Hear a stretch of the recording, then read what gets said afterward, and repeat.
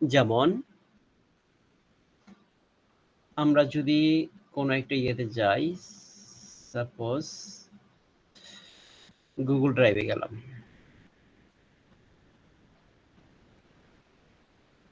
এখান থেকে আমি একটা যেমন ডাটা স্ট্রাকচার অ্যালগরিদম এটার একটা শীট ওপেন করি।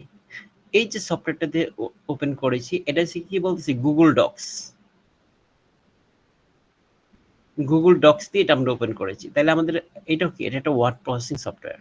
এই ওয়ার্ড প্রসেসিং সফটওয়্যারের ভিতরে প্রায় ম্যাক্সিমাম ক্ষেত্রে শর্টকাটগুলি বা কিগুলি সিস্টেম প্রসেস প্রায় সেম। অল্প কিছু 19-20 থাকে। এই দুইটি আমরা সবচেয়ে বেশি ইউজ করে থাকি। যেমন ওয়ার্ড প্রসেসিং সফটওয়্যারের মেনু এবং রিবনগুলি কি কি থাকতে পারতেছে, যেমন প্রথম আমরা দেখতেছি এখানে ফাইল একটা মেনু থাকতেছে। আবার এই যে হোমের মধ্যে কি এই নিচে যেগুলি থাকতেছে এটা আমরা বলতেছি রিবন। ইনসার্টের রিবন থাকতেছে, এটা হচ্ছে মেনু। হোম, ইনসার্ট, তারপরে দেওয়া design, layout, reference, mailing, review, view, add on, self, এগুলি আমাদের কি মেনু। এই মেনুর আন্ডারে যেগুলি থাকতেছে এগুলো আমরা কি বলতেছি রিবন। মেনুর বৈশিষ্ট্য কি? সংগঠিত কমান্ড থাকে। মেনুগুলি সাধারণত টেক্সটের ভিত্তিক হয়ে থাকে এবং নির্দিষ্ট ক্যাটাগরিতে কমান্ডগুলি ভাগ করা হয়ে থাকে। নির্দিষ্ট ক্যাটাগরিতে ভাগ করা হয়েছে, যেমন হোমের মধ্যে যে ক্যাটাগরি থাকবে সেটা এখানে ভাগ করে দেওয়া হয়েছে। ইনসার্টের মধ্যে সাধারণত কি থাকবে, যেসব ক্ষেত্রে আমরা ইনসার্ট করে থাকি, কোনো পুশ করে থাকি এখানে কোনো কিছু এই ডকুমেন্টের মধ্যে, অথবা কোনো কিছুতে যেমন টেবিল ইনসার্ট করতে পারি, পিকচার ইনসার্ট করতে, কোনো শেপ ইনসার্ট করতে, কোনো ওয়ার্ড আর্ট, চার্ট, স্ক্রিনশট বা অনলাইন ভিডিওস লিঙ্ক করতে পারি বা বুক মার্কেট করতে পারি। এই বিভিন্ন জিনিস অ্যাড করার জন্য আমরা কি করি, এই ইনসার্টের মধ্যে দেখতেছি। ডিজাইন মানে কি? ডিজাইন রিলেটেড যে জিনিসগুলি থাকতেছে, যেটা বিভিন্ন নির্দিষ্ট থিম বা প্রসেসিং সিস্টেমে থাকে, অথবা যে কালার, ফন্ট স্টাইল, বিভিন্ন জিনিস, ওয়াটারমার্ক, পেজের বর্ডার, আবার লেআউটে থাকতেছে মানে পেজের সাইজটা কি হবে এবং তার ওরিয়েন্টেশন কিরকম হবে, পোর্ট্রেট হবে না ল্যান্ডস্কেপ হবে, পেজের সাইজটা কিরকম হবে, এই জিনিসগুলো এখান থেকে পারতেছি। বা কলাম, কয়টা কলাম দিয়ে থাকবে, এই জিনিসগুলো কি হইতেছে, তাহলে আমাদের কি বলতেছে, মেনুগুলি সাধারণত টেক্সট ভিত্তিক হয় এবং নির্দিষ্ট ক্যাটাগরিতে কমান্ডগুলিকে ভাগ করা হয়ে থাকে। টপ ডাউন নেভিগেশন থাকে, এটি মেনু ক্লিক করলে নিচে ড্রপ ডাউনের তালিকা প্রদর্শিত হয়ে থাকে, যেখানে নির্দিষ্ট ফিচার বেছে নেওয়া যায়। এই যে এখানে আমরা দিলেন এটা ড্রপ ডাউন থাকতেছে, এটা ফিচারগুলো আমরা বেছে নিতে পারি। কম রিসোর্সে ব্যবহার করা হয়, মেনু ভিত্তিক ইন্টারফেসে তুলনামূলকভাবে কম মেমোরি বা রিসোর্স ব্যবহার হয়ে থাকে আর কি। এটা যে সুবিধাজনক কথাগুলো বলা হয়েছে। আর উদাহরণ দিচ্ছে file menu, edit menu, view, insert. যদিও এখানে এডিট মেনুটা নাই, কিন্তু এটা হচ্ছে ফাইল, আগে ছিল এডিট মেনুটি ছিল, এখন এডিট মেনুটা এখান থেকে উঠিয়ে দিছে। এখন আছে কি file, home, insert, design, layout, reference, mailing, review, এই জিনিসগুলো থাকে। রিবন, রিবনগুলি হচ্ছে গ্রাফিক্যাল এবং ট্যাব ভিত্তিক, দ্রুত access, grouping feature, customisation, interact design. যেমন দেখেন আমার এই যে হোমের মধ্যে যেগুলি থাকতেছে, হোমের আন্ডারে আমি দেখতে পারতেছি কি যে দেখেন আমার কি হোমের আন্ডারে ইনসার্ট, এগুলি বলতেছি মেনু। মেনুর ভিতরে যেগুলি থাকতেছে এগুলি বলতেছি আমরা রিবন। এই রিবনটা যেমন মনে করি যে হোমের মধ্যে আমরা কি বলতেছি পেস্ট, কাট, পেস্ট, কপি, ফরম্যাট, তারপরে যে টেক্সটের ভিতরে মানে টেক্সটের যে বিভিন্ন আছে যে বোল্ড, ইটালিক, আন্ডারলাইন,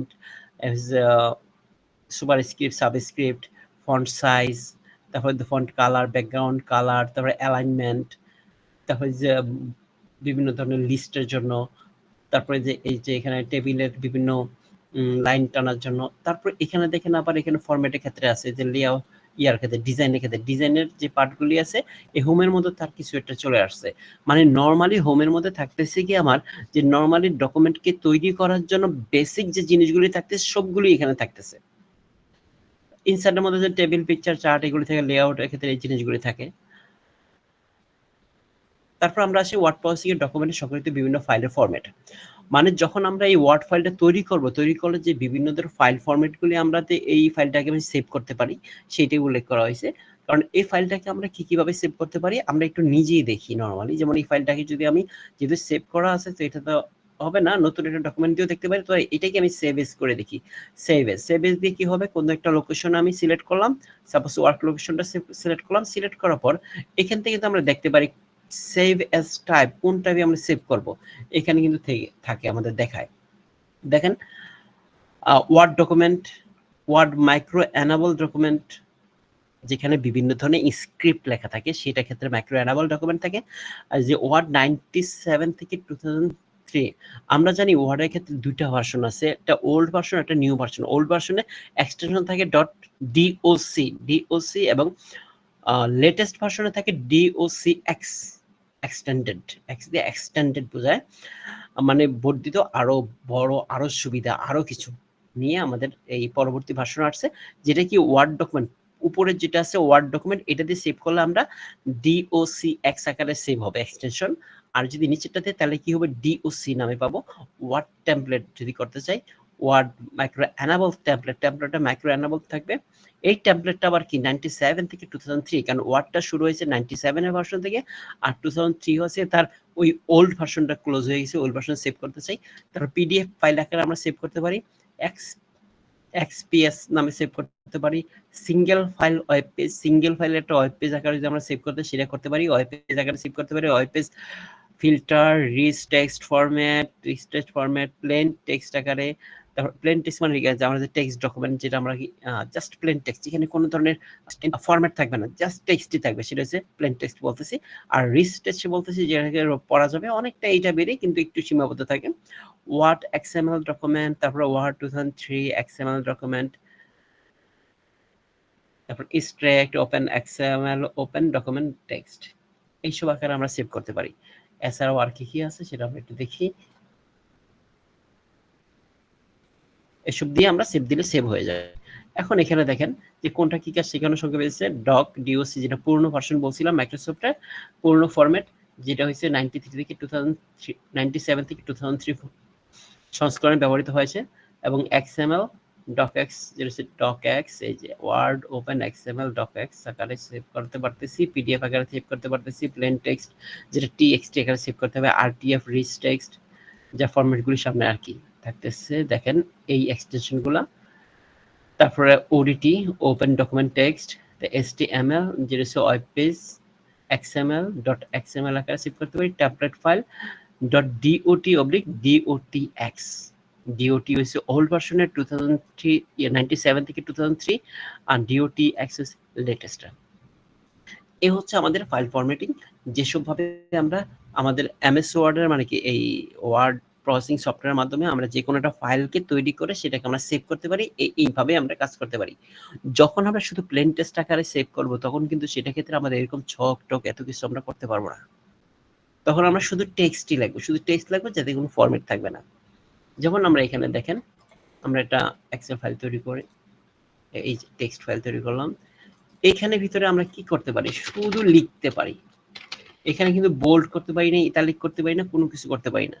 ঠিক আমরা যদি কোনো ফাইল যদি MS ওয়ার্ডে লিখি তখন শুধু টেক্সট আকারে যখন লিখবো শুধু এই, আর কিছু না। কিন্তু রিচ ফরম্যাটের ভিতরে ফরম্যাট সাপোর্ট করে রিচ টেক্সটে। এবার আমরা আসি ওয়ার্ড প্রসেসিং এর শর্টকাট কমান্ড করা। এগুলো আমাদের নিজেদের কাজ করার জন্য আমাদের এগুলি মনে রাখা দরকার। অনেক সময় অনেকে ম্যাক্সিমাম হয়তো আপনারা জানেন কিন্তু কিছু কিছু জানেন না, যে এটা না জানার সম্ভাবনা থাকে। তো যেমন মনে করেন যে এখানে যেই শর্টকাটগুলির কমান্ডগুলি আছে, যেগুলি সবচেয়ে উল্লেখযোগ্য, যেগুলো আমরা সবচেয়ে বেশি ব্যবহার করে থাকি, এগুলি আমি উল্লেখ করে দিয়েছি এখানে। বেসিকগুলো যেগুলো আমাদের খুবই মানে কাজ করতে গেলে প্রয়োজন হয়ে থাকে। বেশ সাধারণ ব্যবহৃত শর্টকাট যেগুলি আছে, যেমন মনে করি কন্ট্রোল এন দিয়ে নতুন পেজ, নতুন ডকুমেন্ট ওপেন করে থাকি, কন্ট্রোল এস দিয়ে সেভ করা হয়, কন্ট্রোল ও দিয়ে ওপেন করা হয়, কন্ট্রোল পি দিয়ে প্রিন্ট করা হয়, এবং কন্ট্রোল F2 দিয়ে প্রিন্ট প্রিভিউ দেখা হয়। কন্ট্রোল F2 দিয়ে কি করা হয়, প্রিন্ট প্রিভিউ আমরা দেখতে পাই। তারপর আসছি আমরা সম্পাদনের শর্টকাটগুলো, যখন আমরা কার্য সম্পাদন করে থাকি, কন্ট্রোল সি দিয়ে কপি করি, কন্ট্রোল এক্স দিয়ে কি পেস্ট করে থাকি, কাট করে থাকি, এবং আর কন্ট্রোল ভি দিয়ে পেস্ট করে থাকি, কন্ট্রোল জেড দিয়ে আনডু, কন্ট্রোল ওয়াই দিয়ে আনডু করাটাকে রিডু করে থাকি। যদি আনডু করা হয় তখন আমরা রিডু হবে। যেমন আমি এখানে একটা জিনিস লিখলাম, কন্ট্রোল জেড দিলাম, আনডু হইল, আবার জেড দিলাম, আনডু হবে। সরি, এটা তো আন্ডু হওয়ার সুযোগ নেই, কেন আমরা করিনি, একবারই শুধুমাত্র আন্ডু দিয়েছি, মানে লিখেছি, চেঞ্জ করেছি, এই জন্য আন্ডু হয়নি। তারপরে যদি আমি কন্ট্রোল ওয়াই দিই তাহলে কি রিডু হবে। যদি আমার আন্ডু করা না থাকতো তাহলে রিডু হইতো না। নেভিগেশন বা অনুসন্ধান, আমরা অনুসন্ধান মানে খুঁজে বের করার জন্য অথবা প্রতিস্থাপন করার জন্য অথবা কোনো একটা নির্দিষ্ট লোকেশনে নিয়ে যাওয়ার জন্য যদি বলি তখন আমরা এই কমান্ডটা ইউজ করে থাকি। নেভিগেশন অনুসন্ধান control F H, control F দিয়ে খোঁজা হয়, এইচ দিয়ে প্রতিস্থাপন করা হয়, কন্ট্রোল জি দিয়ে গোটু কমান্ড বা ওই লোকেশনে পাঠানোর জন্য করে। কন্ট্রোল এফ আমরা দিই, দেখেন আমাদের এখানে আসছে নেভিগেশন প্যানেল, এই যে নেভিগেশন লেখা আছে, নেভিগেশন করে তখন আমরা এখানে এই যদি কিছু খুঁজতে চাই খুঁজতে পারবো। যদি কন্ট্রোল এইচ দিই তাহলে রিপ্লেস করতে পারবো। তো রিপ্লেস করার জন্য দেখেন কন্ট্রোল এইচ আমি কমাটা দিলাম, এখানে আর একটা জিনিস আছে কিন্তু find and replace go to একসাথে সবগুলি চলে আসছে। তো এখানে আমরা খুঁজতে পারি, আবার ওই যে নেভিগেশন যে প্যানেল ওইটা আছে ওইটাতে খুঁজতে পারি এবং রিপ্লেস করতে পারি, যে আমরা ফাইন্ড দিয়ে খুঁজবো তারপর ওই জায়গাটা রিপ্লেস করে দিব। তারপর আমরা আসি ফরম্যাট শর্টকাট। ফরম্যাট শর্টকাটের ভিতরে আছে কি, আচ্ছা গুটুটা তো দেখলাম না, গুটুটা দেখি, গুটু দিয়ে কি বুঝাইছে, যেমন গুটুর মধ্যে কি, যখন আমরা কোনো একটা লাইনে বুকমার্কে আমরা কি খুঁজবো, কি খুঁজতে পারি, পেজ খুঁজতে পারি, সেকশন খুঁজতে পারি। আমরা পেজ খুঁজলাম, সাপোজ আমরা 4 নম্বর পেজে যেতে চাই, গুটু তো আমার 4 নম্বর পেজে নিয়ে আসছে। আমরা যদি কোনো সেকশন বুকমার্ক তো আমার করা নাই, লাইন করা আছে, আমি লাইনে করলাম, আমার 100তম লাইনে নিয়ে যাও, 100তম লাইনের মাথায় নিয়ে আসছে। তো এই যেমন এটা হচ্ছে 100তম লাইন আমার। এভাবে আমরা গো টু কমান্ডের মাধ্যমে আমরা খুঁজতে পারি। তারপর আমরা আসি ফরম্যাট শর্টকাট। ফরম্যাট শর্টকাটের ভিতরে দেখি bold, italic, underline, centre line, left line, right line, justify. মানে কি, এখানে কিন্তু আমাদের ব্যাখ্যাও দিয়ে দিচ্ছি আমি, সহজে যাতে বুঝতে পারেন।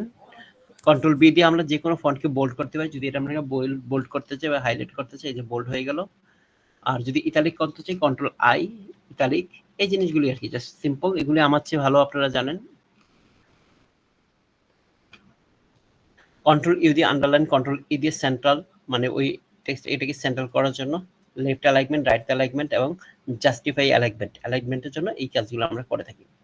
তারপর আছে অন্যান্য শর্টকাটের ভিতরে যেগুলো আছে সবগুলো যখন আমরা সিলেক্ট করে থাকি, অল সিলেক্টের জন্য কন্ট্রোল ইউজ করে থাকি, এবং হেল্প ওপেন করার জন্য F1 ইউজ করে থাকি, যে হেল্প যদি কোথাও আমরা হেল্প চাই তাহলে F1 সবসময় সারা জীবন F1 হেল্পের জন্য। যেমন কন্ট্রোল এ সিলেক্ট, এটা শুধুমাত্র মাইক্রোসফট ওয়ার্ডের জন্য না, টোটাল কম্পিউটার সিস্টেম পরিচালনা করার জন্যই আমাদের ইউজ করা হয়ে থাকে।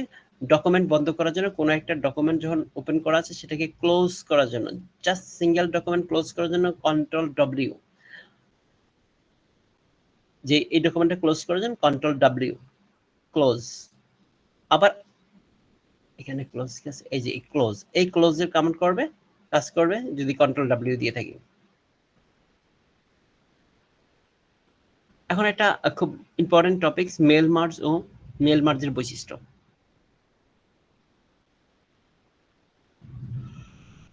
মাইক্রোসফট ওয়ার্ডের ক্ষেত্রে সবচেয়ে ইম্পর্টেন্ট একটা টপিকস যেটা হচ্ছে মেল মার্জ এবং মেল মার্জের বৈশিষ্ট্য, যেটা হচ্ছে আগের টপিকসগুলি, যেটা যে জিনিসটা কথা বলেছি, দুই একটা কথা বলেছি, এটা সবাই আমরা জানি, কারণ এগুলি আমরা মাইক্রোসফট ওয়ার্ড সব কাজের ক্ষেত্রে আমাদের প্রয়োজন হয়ে থাকে, তখন আমরা জেনেছি বিভিন্ন সময়।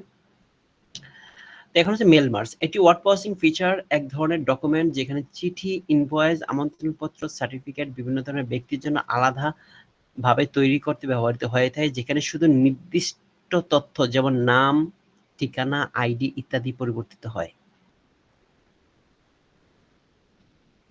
এটা হচ্ছে মেল মার্জ।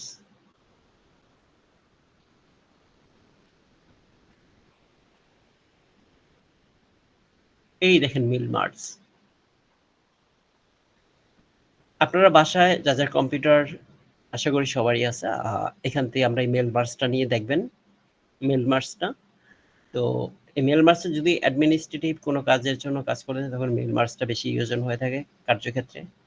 আর নর্মালি যারা কাজ করে এই নর্মাল এমএস ওয়ার্ড এক্সেল যেগুলি পাওয়ার মানে যেগুলি আছে ওইগুলি ইউজ করে থাকে। এই মেল মার্জটা সাধারণত অ্যাডমিনিস্ট্রেটিভ যারা কাজে নিয়োজিত থাকে তাদের এখানে প্রয়োজন হয়ে থাকে মেল মার্জটা। মেল মার্জটা কিছুর জন্য, বিভিন্ন ধরনের মেইলিং করার জন্য আমরা ইউজ করে থাকি। যে একসাথে অনেকগুলি চিঠি যদি কাউকে পাঠানো, মানে অনেকগুলি স্টুডেন্ট, অথবা মনে করেন আপনি একটা জায়গায় টিচার হিসেবে আছেন, টিচার হিসেবে জয়েন করে আছেন, এখন ওই একটা ক্লাসের টিচারদের মানে স্টুডেন্টদের গার্ডিয়ানের কাছে আপনি চিঠি পাঠাবেন, তখন কি করে একটা ফরম্যাট তৈরি করে, ফরম্যাট তৈরি করে দিয়ে ওইখানে এই কাজটা করে দেওয়া হয়, চাইলে সহজেই এই জিনিসটা হয়ে যায়। যেমন দেখেন আমরা সামনে একটু দেখি, আবার চেষ্টা বুঝি, একটি ওয়ার্ড প্রসেসিং ফিচার যা একই ধরনের ডকুমেন্ট, মানে একই ধরনের ডকুমেন্ট আপনারা আছে, সেটা সাধারণত একটা ক্লাসের ডকুমেন্ট সাধারণত একই ধরনের হয়ে থাকে, যেমন চিঠি, ইনভয়েস, আমন্ত্রণপত্র, সার্টিফিকেট বিভিন্ন ব্যক্তির জন্য আলাদা আলাদা তৈরি করে ব্যবহৃত হয়ে থাকে, আলাদা আলাদা তৈরি করতে ব্যবহৃত করা হয়। যেমন একটা জায়গায় আমরা যখন একটা চিঠি লিখি, কি যেখানে দেখা যাচ্ছে অ্যাড্রেসটার নামটা চেঞ্জ হয়, এছাড়া ভিতরে ইন্টারনাল কন্টেন্ট মানে কথা একই রকম থাকে, তখন কি করা হয়, তখন মেল মার্জটা ইউজ করা হয়। যেমন নাম, ঠিকানা, আইডি এই তিনটা শুধুমাত্র আলাদা থাকতেছে, আর বাকি সব কিন্তু একই থাকতেছে, তখন আমাদের মেল মার্জের ব্যবহার করা হয়। মেল মার্জ কি? এই যে এটি প্রক্রিয়া যেভাবে এটি মাস্টার ডকুমেন্ট, যেমন এটি চিঠির টেমপ্লেট থাকবে, ওই একটি ডেটা সোর্স যেমন এক্সেল শিট বা অ্যাড্রেস লিস্ট একত্র করে স্বয়ংক্রিয়ভাবে একাধিক পার্সোনালাইজ ডকুমেন্ট তৈরি করা হয়, এটাকে মেল মার্জের মাধ্যমে। দেখেন মেল মার্জের বৈশিষ্ট্য: স্বয়ংক্রিয়ভাবে ডকুমেন্ট তৈরি করা, বিভিন্ন তথ্য বসানো, বিভিন্ন ডাটা সোর্সে ব্যবহার করা। দেখেন একবার টেমপ্লেট তৈরি করলে অনেকগুলো ব্যক্তিগত কৃত ডকুমেন্ট একসাথে তৈরি করা যায়। একবার একটা টেমপ্লেট তৈরি করলেন, টেমপ্লেট তৈরি করে সেটা তৈরি করা গেল, প্রতিটি ডকুমেন্টের নাম, ঠিকানা, তারিখ বা অন্যান্য তথ্য স্বয়ংক্রিয়ভাবে পরিবর্তন হয়। এক্সেল, অ্যাক্সেস, আউটলুক, কন্টাক্ট বা ম্যানুয়াল লিস্টের যে কোনো উৎস ব্যবহার করা যায়। মানে আমি যে এখানে যখন আমি লিখবো, এখানে যেমন একটা টেমপ্লেট তৈরি করলাম, আমি টেমপ্লেট তৈরি করার পর ওই জায়গার ভিতরে যেমন মনে করেন যে একটা স্টুডেন্টের ক্ষেত্রে আমি চিন্তা করি তার নাম, রোল নাম্বার বা তার অ্যাড্রেস এইগুলি আমি চেঞ্জ করতে চাচ্ছি, তখন কি হবে জিনিসটা, যে আমার মূল টেমপ্লেটের ডকুমেন্ট সব ঠিক থাকবে, ওই পয়েন্টে যে ডাটাগুলি সে থেকে নেবে, এক্সেল লিস্ট থেকে নিতে পারে, অ্যাক্সেস থেকে নিতে পারে, আউটলুকের কন্ট্যাক্ট লিস্ট থেকে সে নিতে পারে, বা ম্যানুয়াল লিস্ট তৈরি করে সেখান থেকে নিতে পারে, সেখান থেকে নিয়ে ওইখানে সেই কাজগুলি করতে পারে। মেল মার্জে শুধু চিঠি নয়, ইমেল, ইমেলিং, লেভেল ও ইনভলভ তৈরিতেও ব্যবহৃত হয়ে থাকে। যখন আমরা বিভিন্ন ধরনের ইনভলভ তৈরি করে থাকি, ইনভলভের উপরে একটা অ্যাড্রেসের পিন দেওয়ার প্রয়োজন হয়ে থাকে, ওই ক্ষেত্রেও আমরা করে থাকি। কারণ কি করা হয়, যখন ইনভলভ যখন তৈরি করা হয়, তো ওখানে কিন্তু নাম, অ্যাড্রেস এটা কিন্তু আলাদা ব্যক্তির হয়ে থাকে। তো ওইখানে দেখা ইনভলভের দুইটা সাইড থাকে, একটা ফ্রম থাকে, একটা টু থাকে। তো ফ্রম তো আমি চিঠি পাঠাবো, এখানে ফ্রমটা তো একই থাকবে, এটা তো সবার জন্য সেম, কিন্তু টু এর অ্যাড্রেসটা শুধু চেঞ্জ হয়ে যাবে, ওই জায়গাটা চেঞ্জ করার জন্য তখন কি আমরা মেল মার্জ যদি করে থাকি, করে যদি শুধুমাত্র একটা লিস্ট এক জায়গা থেকে থাকে, ওখান থেকে প্রিন্ট কমান্ড দিলে সব সিরিয়ালে হয়ে যাবে। এইসব কাজে ব্যবহার করে থাকি। টাইম সেভিং এবং এরর ফ্রি, এই লেখা বারবার টাইপ না করে দ্রুত নিখুঁতভাবে বহু ডকুমেন্ট তৈরি করা যাবে। একই লেখা বারবার লেখার প্রয়োজন হচ্ছে না, তাই এখানে ভুলের সম্ভাবনা একটু কম থাকে। ডাইনামিক ফিল্ড ইনসার্শন, যেমন নেম, অ্যাড্রেস ইত্যাদি ফিল্ড ব্যবহার করে টেমপ্লেট তৈরি করা যায়, যা পরে ডাটা অনুসরণে পরিবর্তন হয়ে থাকে।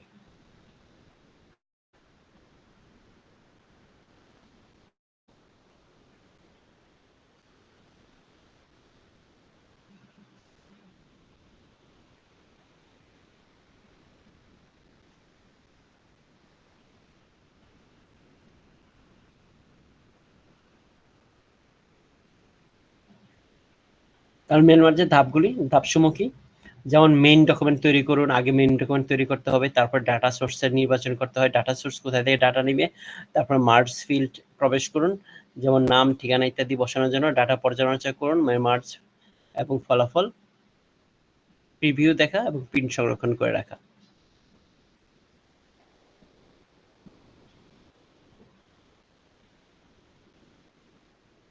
এটার প্রয়োজন নাই। আচ্ছা, তাহলে এমএস ওয়ার্ডের ক্ষেত্রে আমরা কি দেখলাম? এমএস ওয়ার্ডের ক্ষেত্রে আমরা দেখলাম যে ওয়ার্ড প্রসেসিং সফটওয়্যারের মেনুগুলি কি থাকতেছে, সেখানে মেনু থাকতেছে এবং রিবন থাকতেছে, কি মেনু থাকে, এই যে মেনুগুলি থাকে এবং এখানে কিছু রিবন থাকতেছে, এবং এর বৈশিষ্ট্যগুলি কি, সাধারণত একটি মেনু কি একই টাইপের, মানে তার মেনুগুলি সাধারণত টেক্সট ভিত্তিক হয়ে থাকে, নির্দিষ্ট ক্যাটাগরিতে কমান্ডগুলি সাজানো হয়ে থাকে। যেমন মনে করেন হোমের মধ্যে হোমের যেগুলি বেসিক থেকে থাকে, ইনসার্ট টাইপের, ডিজাইন টাইপের, লেআউট রিলেটেড ডকুমেন্ট থেকে থাকে, রেফারেন্স রিলেটেড ডকুমেন্ট এখান থেকে, মেইলিং যে মেল মার্কস, সিলেক্ট প্রেজেন্ট দেখেন, mail related mail merge related জিনিসগুলো এখানে থেকে আছে। রিভিউ কোনো একটা ডকুমেন্টকে যখন কোনো ভুল ত্রুটি ঠিক করা, কারেকশন, এই জাতীয় জিনিস থাকতেছে। ভিউ মানে কি, ভিউ লেভেল নিয়ে কাজ করতেছে। এটা ভিউ স্টাইলটা কি হবে, ভিউটা কি কি থাকবে সেটা কাজ, সেই জিনিসটাকে দেখাচ্ছে। যেমন মনে করেন আমাদের এখানে রুলার নাই, আমি যেমন রুলার টিক মার দেওয়া আছে, রুলার উঠাই দিই, দেখেন রুলারগুলো চলে গেছে, আমরা ভিউ লেভেলে কাজ করতেছি। গ্রিড দিলে মানে কি, এই যে গ্রিড, এই অপশনটা আমরা গ্রিডিং করতে পারতেছি, যে কতটুকু আমার অংশে আমি লিখতে পারতেছি এবং সেটার গ্রিডটা আমি এখানে দেখতে পারতেছি। এবং নেভিগেশন প্যানটা আমি পাশে রাখতে চাই, আমি নেভিগেশন প্যান সবসময় পাশে রাখতে পারি ইচ্ছা করলে। মানে এই জিনিসগুলো কি শুধু ভিউ লেভেলে আমার কাজ করতেছে। এখানে যে কতগুলো পেজ আছে, কি আছে বিষয় আমরা এখান থেকে দেখতে পাচ্ছি সবগুলি। তো এই জাস্ট ভিউ লেভেলটা কি হবে সেটা আমি এখান থেকে চেঞ্জ করতে পারতেছি আমাদের মতো করে। তারপরে এসে অ্যাডন্স, যদি কোনো অ্যাডন্স আমরা অ্যাড করতে চাই সেইটা আমরা এখানে ইউজ করতে পারি। এছাড়াও আরো যখন আমরা যদি কোনো অ্যাডন্স রেখে দিই, সেই অ্যাডন্স গুলো এখানে চলে আসবে। যদি আমি পিডিএফ অ্যাডন্স ইউজ করতাম, এখানে পিডিএফ অ্যাডন্স চলে আসতো। এই যে বিজয় ক্লাসিক্যাল কনভার্টার, এই যে এখানে দেখেন চলে আসছে অ্যাডন্স, বিজয় ক্লাসিক্যাল, বিজয়ের যে অ্যাডন্স গুলো আছে সেটা এখানে চলে আসছে।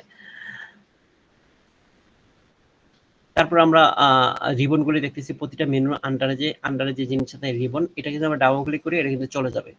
এই যে রিবনটা আমি দেখতে পাচ্ছি না, আবার যখন এখানে সিঙ্গেল ক্লিক করি চলে আসবে, কিন্তু আবার যখন বডিতে ক্লিক করবো চলে যাবে। যদি আমরা এখানে ডাবল ক্লিক করে দিব মেনুতে, তখন এটা ফিক্সড হয়ে যাবে, এটা আর মুভ করবে না, এটা যাবে না। তাহলে আমরা রিবন সম্পর্কে জানলাম। তারপরে এখন আসি যে আমাদের কি আছে, ওয়ার্ড সেভিংস, আমরা কিভাবে সেভ করতে পারি, একটা ডাটাকে সংরক্ষণ করতে পারি কিভাবে। আমার এমএস ওয়ার্ড দিয়ে তৈরি করা একটা ডাটাকে, তৈরি করা একটা ফাইলকে আমরা কিভাবে সেভ করতে পারি, কি ফরম্যাটে সেভ করতে পারি, অথবা কি এক্সটেনশন দিয়ে সেভ করতে পারি। এখানে কি বলা আছে, ফরম্যাট, ফাইল ফরম্যাট কি হইতে পারে, তার এক্সটেনশন কি হইতে পারে, মানে কি এক্সটেনশন বা কি ফাইল ফরম্যাট আমরা সেভ করতে পারি। আমরা ডক আকারে সেভ করতে পারি, ডকএক্সে দিতে পারি, পিডিএফ আকারে, টেক্সট ডকুমেন্ট অথবা রিস্ট ফরম্যাটে করতে পারি, ওপেন ডকুমেন্ট টেক্সট আকারে করতে পারি, এসটিএমএল আকারে মানে ওয়েব ফাইল আকারে সেভ করতে পারি, এক্সএমএল ডকুমেন্ট আকারে সেভ করতে পারি, বা বিভিন্ন টেমপ্লেট ডকুমেন্ট আকারে সেভ করতে পারি। সেইটা হচ্ছে ওল্ড ভার্সনের জন্য করতে পারি, নতুন ভার্সনের জন্য করতে পারি। আরেকটা জিনিস আছে ওয়ার্ড প্রসেসিং এর শর্টকাট, ওয়ার্ড প্রসেসিং যে শর্টকাটগুলি আছে সেগুলি সম্পর্কে আমরা বলেছিলাম। নতুন কোনো ডকুমেন্ট ওপেন করার জন্য কন্ট্রোল এন, তার সেভ করার জন্য কন্ট্রোল এস, ওপেন করার জন্য কন্ট্রোল ও, এবং প্রিন্ট করার জন্য কন্ট্রোল পি, এবং কন্ট্রোল F2 দিয়ে আমরা কিছু প্রিন্ট প্রিভিউ করতে পারি। যেমন কন্ট্রোল F2 কমান্ডটা আমরা ইউজ করি। আমার F2 বাটন গেল কোথায়?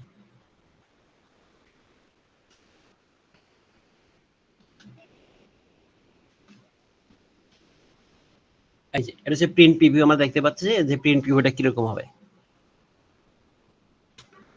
কন্ট্রোল F2 কমান্ড ইউজ করার কারণে শর্টকাট কমান্ড এটা আসছে, আমাদের প্রিন্ট প্রিভিউটা দেখতে পাচ্ছি। এটা হলো জুম করে আমরা একটা সিঙ্গেল পেজ দেখতে পারি, আবার ছোট করে দিয়ে আবার মাল্টি পেজ দেখতে পারি, যেটা প্রিন্ট করলে কিরকম দেখা যাবে।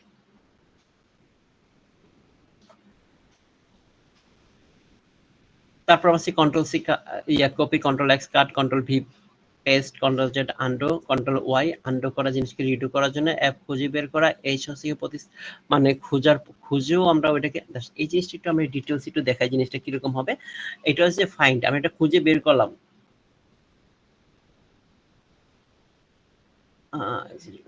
আচ্ছা আমরা একটা জিনিস খুঁজে বের করি। সাপোজ মনে করেন যে এই কন্ট্রোল, আমি এটা ভুল করে বলছি, সাপোজ মনে করেন যেটা বললাম যে আমি খুঁজে বের করলাম যে কন্ট্রোলটা হবে না, এখানে হবে alter, control C, control V. আমি এটা খুঁজবো, খুঁজাটা এখান থেকে খুঁজতে পারি, find, next, read, highlight, find. Find দিলে তো আমাকে ফাইন্ড করে খুঁজে বের করে, যেটা খুঁজে বের করতে ফাইন্ড নেক্সট, এরপরটা খুঁজে বের করতেছে। যদি আমি রিপ্লেস দিই তাহলে কি হবে, এখানে আমি একটু রিপ্লেস দিই, রিস্ক নেই না, এ এল টি, অল্টার দিলাম। সাপোজ আমার এটা ভুল হয়ে গেছে, অল্টার দিলাম, তাহলে কি হয়েছে, রিপ্লেস অল, বা শুধু রিপ্লেস দিলে কি হবে, শুধু এইটাই শুধু রিপ্লেস হয়েছে, দেখেন। তারপরটা দেখেন রিপ্লেস দিলে রিপ্লেস হয়ে গেছে, আর ওটা রিপ্লেস দিলে রিপ্লেস হয়ে যায়, রিপ্লেস অল দিলে কি হবে, সব রিপ্লেস হয়ে যাবে, সব রিপ্লেস হয়ে গেল। ইউ মেড 5 রিপ্লেস, মানে 5টা ছিল, 5টা রিপ্লেস হয়েছে। আর যদি বাকিগুলো করতে চাই, বাকিগুলো হয়ে যাবে, না আর করতে চাই না, মানে নিচের দিকে যা আছে সবগুলি হয়েছে। কেন উপরে গুলি হয় নাই, দেখছেন? এখন আমি আবার কি করি, আগের মতো করে দিই, ALT, এটা যেটা আছে সেটার মধ্যে আমি কি দিব, CTRL, control CTRL, replace all, yes, okay. আচ্ছা, 5টার জায়গায় 7টা হয়ে গেছে, যেগুলো আছে সবগুলো এখানে আবার হয়ে গেছে আগের মতো।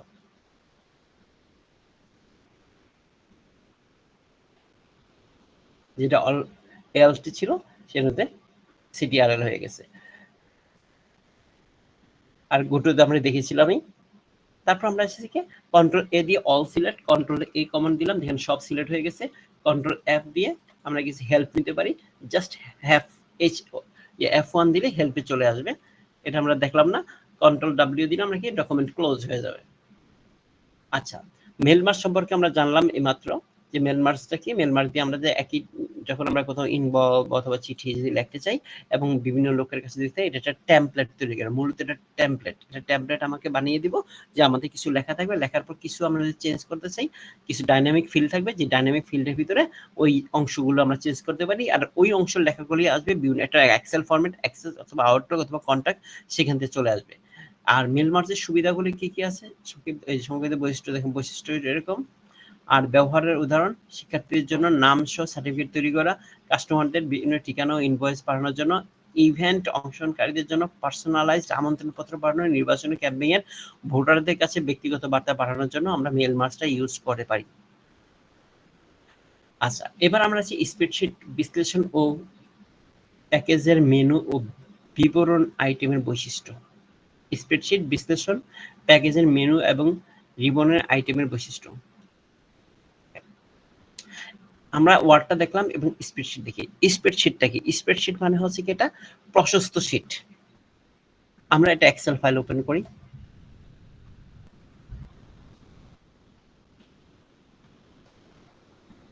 দেখেন এটা এক্সেল শীট, অনেক বড় শীট, প্রশস্ত শীট।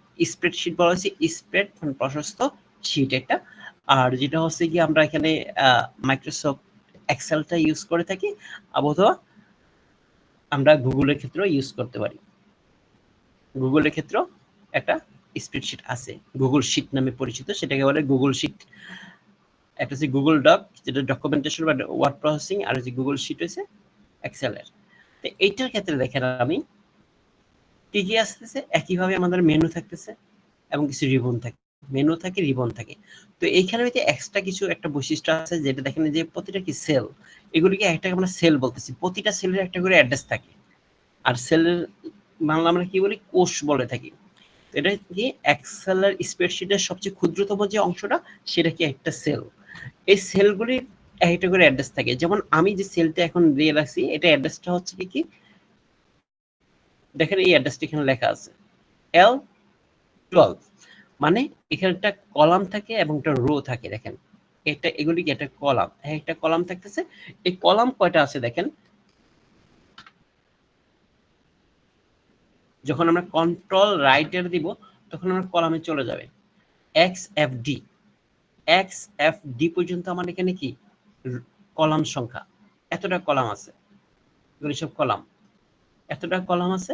মানে এতটা কলামে কিভাবে বাড়ছে দেখেন, ABCDEFG, তারপর হচ্ছে কি AABB, AAABAC, এইভাবে বাড়তে বাড়তে বাড়তে বাড়তে কত পর্যন্ত গেছে, XFD পর্যন্ত আসলো।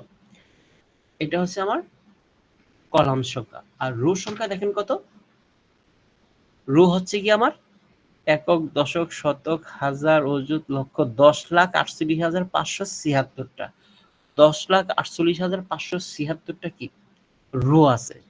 আর তাহলে এটা অ্যাড্রেসটা কি হবে, প্রথমে কলামের অ্যাড্রেস, কলামের মানটা হবে, কলাম কত XFD, তারপরে আমার কি হবে, রো এর মানটা হবে 10,48,576, 10,48,576, XFD 10,48,576, এটা হচ্ছে কি সেলের। আবার শুরুতে চলে আসি, আমি এখন এই সেলের অ্যাড্রেসটা হচ্ছে কি A1, তাহলে এই কটা আমার কি সেল বা কলাম রো, এগুলো নিয়ে আমরা কাজ করে থাকি, সমস্ত কার্যক্রম করে থাকি শীটের। এবার আমরা এখানে আসি। তো স্প্রেডশিট প্যাকেজে যেমন Microsoft Excel, Google sheet, LibreOffice Calc, মানে লিব্রা অফিস ক্যালসি আর উইন্ডোজ আর এটা ক্ষেত্রে লিব্রা অফিস ডক, মানে এগুলি ইউজ করা হয়। তো সবচেয়ে বেশি ইউজ করা হয় এই দুইটাই, মাইক্রোসফট এক্সেল এবং গুগল শিট। ব্যবহার করে ডাটা বিশ্লেষণ, গণনা, প্রতিবেদন তৈরি করা হয়। বিশ্লেষণ, গণনা, প্রতিবেদন, অ্যানালাইসিস এগুলো সব করা হয়। এইসব সফটওয়্যার মেনু ও রিবন আইটেম গুরুত্বপূর্ণ ভূমিকা পালন করে, যেখানে মাধ্যমে ব্যবহারকারী বিভিন্ন ফাংশন, টুল, অপশন ব্যবহার করতে পারে। আচ্ছা, এবার আমরা আসি স্প্রেডশিটের মেনু এবং বৈশিষ্ট্য। আসলে এগুলি সম্পর্কে আমরা পড়েছি যেরকম ওইরকমই, তারপর মধ্যে একটু পার্থক্য যেটা হচ্ছে গোল গ্রুপের বিভিন্ন যে file, edit, view, insert, format, data, tools, help ইত্যাদি ভাগে ভাগ করা হয়ে থাকে। কম রিসোর্স সম্পন্ন এই জিনিসগুলি নরমালি একই জিনিস। রিবন একই কথা বলা হয়েছে, আর কিছুই না। এখানে আমরা আসি ট্যাব। এইবার আসি ট্যাবগুলির ক্ষেত্রে, যে ট্যাবগুলি বা ফিচারগুলি সম্পর্কে আমরা জানি। এখানে যে cut, copy, paste, font, alignment, data, table, pivot. এই যে এখানে ভিতরে একটা জিনিস আছে দেখেন, ট্যাবে ইনসার্শনের ক্ষেত্রে আমরা কি দিতে পারি, প্রথম যে ট্যাবগুলি থাকে সেটার ভিতরে আমরা দেখেছি হোমের ভিতরে কি থাকে, কাট, কপি, পেস্ট। এগুলি ছাড়াও আরো অনেক থাকে। ইনসার্টের ক্ষেত্রে টেবিল, পিভট, তারপর table, chart, sparklines, formulas function, Libre, data, review, view, আমরা এগুলি থেকে দেখতে পাই যে ডাটা ইনসার্ট এগুলির ক্ষেত্রে কি কি জিনিসপত্র থাকে, এগুলির কথা বলা হয়েছে। এগুলি এমএস ওয়ার্ডের মতোই অনেকটা একই টাইপের, জাস্ট এখানে এক্সেলের জন্য কিছু এক্সট্রা আছে। স্প্রেডশিটের নথি সংরক্ষণের বিভিন্ন ফাইল ফরম্যাট। আর এটার মধ্যে স্প্রেডশিটে যে নথি সংগ্রহ করার জন্য যে আমরা যে ডাটা লেখলাম সেটা কি কিভাবে সংরক্ষণ করতে পারি সেটার কথা বলা হয়েছে। জাস্ট অনেকগুলি ক্ষেত্রে আলাদা, এটা ক্ষেত্রে কিছু আলাদা আছে। যেমন মনে করেন এখানে এক্সএলএস, এখানে একটা উল্লেখ করছে, ও আছে এখানে নিচের দিকে দিছে এক্সএলএক্স এবং এক্সএলএম। এটা হচ্ছে কি মাইক্রো অ্যানাবল, যখন বিভিন্ন ধরনের ফর্মুলা ইউজ করবো, আমরা ম্যাক্রো ইউজ করবো, তখন আমাদের এক্সএলএম এ সেভ করার প্রয়োজন হয়ে থাকে। আর যখন পুরনো ভার্সনে এক্সেল থাকে তো এক্সএলএস, আর নতুন ভার্সনে কি এক্সটেন্ডেড করা হয়েছে এক্স দিয়ে, এক্স নতুন ভার্সনে এক্সএলএস এক্স, কমা সেপারেটেড ভ্যালুজ যেটা হচ্ছে ডট সিএসভি নামে আমরা ফাইল সেভ করে থাকি, সিএসভি ডট সিএসভি ফরম্যাটে। তারপর হচ্ছে টেক্সট, সিএসভি ফরম্যাটে সাধারণত টেক্সট ফাইল কমা দিয়ে ভ্যালু আলাদা থাকে, টেক্সট ফাইল কমা দিয়ে ভ্যালুগুলি আলাদা করা থাকে। সেটাকে আমাদের এখানে যে এক্সেলের মধ্যে তার কমা দিয়ে আলাদা করা থাকে না, এখানে শীট আকারে থাকে। তারপরে আসি আমরা open document, ODS, PDF, XML, text file, web file আকারে সেভ করতে পারি, অথবা টেমপ্লেট আকারে এক্সেল টিএক্স আকারে টেমপ্লেট আকারে সেভ করতে পারি। এই ফরম্যাটে আমরা কি আমাদের এই ডকুমেন্টগুলো এই এক্সটেনশনে সেভ করতে পারি যখন মাইক্রোসফট এক্সেলে কোনো একটা শীট তৈরি করা হয়ে থাকে। এইবার আমরা আসি কি ফর্মুলা, ফাংশন, এইসব নিয়ে কথা বলবো এখন। তো স্প্রেডশিটের বৈশিষ্ট্য প্যাকেজ যেমন মাইক্রোসফট এক্সেল, ওয়ার্ডশিট এবং ইত্যাদির মাধ্যমে আমরা সূত্র ও ফাংশনালিটি হলো ডাটা বিশ্লেষণের মূল উপাদান। সূত্রের মাধ্যমে আমরা স্বয়ংক্রিয় গাণিতিক হিসাব, টেক্সট ম্যানিপুলেশন, তারিখ নির্ণয় ও শর্ত ভিত্তিক বিশ্লেষণ করা যায়।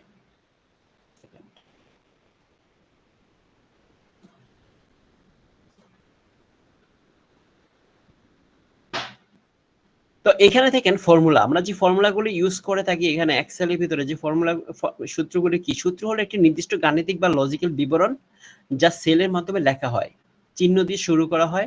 এটি নির্দিষ্ট সেল বা ভ্যালু দিয়ে কাজ করা হয়ে থাকে। যেমন সমান সমান দেখেন আমরা এখানে আমরা কি বলছি, বিভিন্ন সেল বা লেখা হয়, যেমন A1 প্লাস B1 আর হচ্ছে A2 ইন্টু 10। আমরা এখানে কি হচ্ছে শুধুমাত্র সেলের অ্যাড্রেস দিয়ে কাজ করতেছি, আবার ভ্যালু নিয়েও কাজ করতেছি। যখন আমরা একটা এক্সেল ফাইলের ভিতরে, যখন এক্সেল সাপোজ এখানে আমি এটা লেখা ভ্যালু দিলাম 1315, এখানে দিলাম 10। এখন আমি অপারেশনটা সম্পন্ন করতে পারি কিভাবে, যেমন সমান সমান দিলাম, সমান সমান দিয়ে এই সেলের অ্যাড্রেস ক্লিক করলাম, এই সেলের অ্যাড্রেসটা চলে আসছে, লিখি G7 প্লাস এখানে যোগ করলাম এটা কত H6, তারপর সমান সমান দিলে এই দুইটার গুণ যোগফল আমরা এখানে পেলাম যে যোগ চিহ্ন দিয়ে। যদি আমি এখানে গুণ চিহ্ন দিই তাহলে গুণ পেয়ে যাব, অথবা আমরা একটা কাজ করতে পারি কিরকম, যেমন এইখানে সমান সমান দিয়ে এই সংখ্যাটা ইনটু এই সংখ্যাটা আমরা না দিয়ে বা অন্য কোনো সংখ্যা, সাপোজ আমি দিলাম কত, আমাদের নোন একটা সংখ্যা দিয়ে থেকে 15 3 দেই, তাহলে 3 15 45, দেখেন 45 চলে আসলো। তাহলে আমরা সেল দিয়ে অথবা ভ্যালু দিয়ে করতে পারি, বা শুধু ভ্যালু দিয়ে করতে পারি, যেমন 10 + 20 সমান কত 30 চলে আসলো। অথবা যোগ করেছি এমন কোনো কথা নাই, আমরা এখান থেকে গুণও করতে পারি। আর এখানে লিখতে হবে সেলের মধ্যে, এমনও কথা নেই, সেলটা যখন আমরা এখানে লেখা শুরু করতে পারি, তো এখানেও লেখলেও এই লেখাটা নিচেই হবে, অথবা এখানেও আমরা যদি লিখি এখানেও লেখা হবে, এখানেও লিখতে পারি বা এখানেও লিখতে পারি, একই জিনিস কথা। এখন আমরা আসি এই কার্যকারিতা, ফাংশনালিটি। ফাংশনাল জিনিসটা করে কি, ফাংশনটা কি, যেমন আমরা যে যোগের কাজ করেছি বা এভারেজ বা বিভিন্নগুলো, দেখেন এখানে দেখি এভারেজ ফাংশনটা কি সেটাকে বুঝি, হলো পূর্ব নির্ধারিত সূত্র বা যা যে কোনো নির্দিষ্ট কাজ দ্রুত করার জন্য ব্যবহৃত করা হয়। ফাংশনটা হচ্ছে কি, পূর্ব নির্ধারিত কোনো সূত্র বা কোনো রুলস সূত্র, যেটা হচ্ছে কি একটা নির্দিষ্ট কাজ সম্পূর্ণ করতে পারে, নির্দিষ্ট কাজ দ্রুত করার জন্য সেটা ব্যবহার করে থাকি। যেমন এখানে সমান সমান দিয়ে সামের কথা বলা যায়। সাম কি বলছে, A1 = A5, মানে A1 থেকে A5 পর্যন্ত যতগুলো সেল আছে প্রত্যেকটা সেলকে যোগ করে দাও। সাম এই কমান্ডটা কি, এটা যোগের জন্য ইউজ করা হয়েছে, এটা নির্দিষ্ট ফর্মুলা হিসেবে যোগ করবে। কি যোগ করবে, এখানে ব্র্যাকেটের ভিতরে যে ফাংশনটা থাকবে সেটাকে যোগ করে দিবে। যেমন এভারেজ করতে বলছে কার মধ্যে, এই দুটোর মধ্যে এভারেজ করা একটা ফার্স্ট ব্র্যাকেট আছে, ফার্স্ট ব্র্যাকেটের মধ্যে যে কাজগুলো সেটাই করতে বলা হয়েছে। দেখেন ইফ এর জন্য করা হয়েছে C is greater than 50, যদি C1 এর মান যদি 50 চেয়ে বড় হয় তাহলে লেখো পাস, আর যদি এই শর্তটা যদি ঠিক না হয় তাহলে ফেল লিখে দাও। এই যে ইফ এর যে ফাংশনটা যে কাজটা সেটাই এখানে সম্পাদন হইতেছে। তো ইফ এর ফাংশনে কি কাজ করবে সেটা পুনর্নির্ধারণ করা আছে, এভারেজের কাজ কি সেটা পুনর্নির্ধারণ করা আছে, সামেরটা পুনর্নির্ধারণ করা আছে। তাহলে কি বলতে পারে ফাংশনালিটি বা ফাংশনটা বলতে কি, ফাংশন হলো পূর্ব নির্ধারিত সূত্র যা কোনো নির্দিষ্ট কাজে দ্রুত করার জন্য ব্যবহৃত হয়ে থাকে, যেমন যোগ নির্ণয় করা, গুণ বের করা, সর্বোচ্চ মান বের করা, অথবা বিভিন্ন শর্ত সাপেক্ষে কাজ করা থাকে। এবার ফাংশনগুলো আমরা দেখি কি কি ফাংশন নরমালি আমরা কাজ করে থাকি আমাদের এই এক্সেলের মধ্যে, সেই ফাংশনগুলি আমরা শিখি। যেমন গণিতের sum, average, minimum, maximum, round, logical, এগুলো হচ্ছে গাণিতিক, নরমাল গাণিতিক। দেখেন সাম দিয়ে আমরা জানি কি যোগ করে থাকে, এভারেজ দিয়ে কি করে এভারেজ বের করে থাকে, মিনিমাম হচ্ছে সর্বনিম্ন সংখ্যাটা বের করে দেয়, ম্যাক্সিমাম দিয়ে সর্বোচ্চ সংখ্যাটা বের করে দেয়। আর রাউন্ড মানে হচ্ছে যখন কোনো ফ্র্যাকশন ভ্যালু থাকে, যেমন মনে করি যে 23.5, অথবা মনে করেন যে 100 সামথিং, দশমিক সামথিং, যেটা সে রাউন্ড ফিগার করে দিবে। যদি 5 উপরে থাকে, মানে 0.5 উপরে থাকে, তাহলে বেশিটা দিবে। যেমন আমরা একটা এক্সাম্পল এখানে বুঝি, রাউন্ডটাতে বোঝার চেষ্টা করি। আমি কিছু ভ্যালু দিলাম এখানে, দেখেন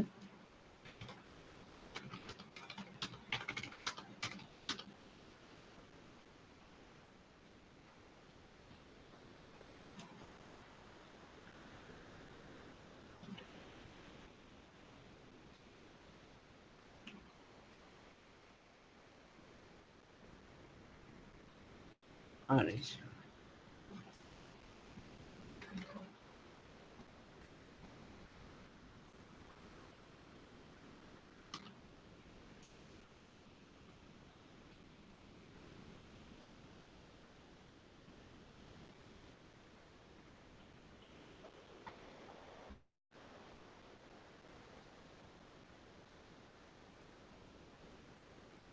আচ্ছা, রাউন্ডের ক্ষেত্রে পরে দেখাচ্ছি, ঝামেলা করতেছে। তারপর আমরা আসছি, যেমন লজিক্যাল কিছু আছে, যেমন ইফ, এন্ড, অর নট, এগুলো লজিক্যাল, বিভিন্ন লজিক্যাল ফাংশন সম্পাদন করে থাকে। যেমন ইফ এর ক্ষেত্রে আমরা দেখেছিলাম যে উপরে যেমন এটা শর্ত থাকতেছে, এই ক্ষেত্রে যদি এটা হয়ে থাকে তাহলে পাস দেখাবে অথবা ফেল দেখাবে, বিভিন্ন রেজাল্টের ক্ষেত্রে আমরা দেখতে পাই। তো একইভাবে মনে করেন যে এন্ড কি করে, লজিক্যাল যে এন্ড এর কাজ করে থাকে। যেমন মনে করেন তিনটার মধ্যে, তিনটা সংখ্যা বা চারটা সংখ্যার মধ্যে যখন আমরা দেখবো, তখন অর ক্ষেত্রে হচ্ছে লজিক্যাল অর, নট মানে জাস্ট আমরা ডিফারেন্স উল্টায় দেওয়া থাকে, সত্য থাকে ট্রু থাকলে ফলস, ফলস থাকলে ট্রু দেখায়। টেক্সট বেস, টেক্সটের ক্ষেত্রে যেসব কারণে কাজ করে থাকে, যেমন মনে করেন লেফট, রাইট, লাইন, লোয়ার, আপার, টেক্সচুলেশন, কাউন্ট নেম। তো এইসব জিনিসগুলি কিন্তু টেক্সটের ক্ষেত্রে টেক্সটের কাজগুলি করে থাকে। দেখেন টেক্সটের যুক্তিক দৈর্ঘ্য, বড় হাতের লেখা, ছোট হাতের লেখা ইত্যাদি পরিবর্তন করা হয়ে থাকে। ডেট এবং তারিখের ক্ষেত্রে টুডে, নাও, ডেট, ইয়ার, মান্থ এসবের ক্ষেত্রে এটা ইউজ করা হয় বিভিন্ন ধরনের ডেট টাইম উল্লেখ করার জন্য। তথ্য,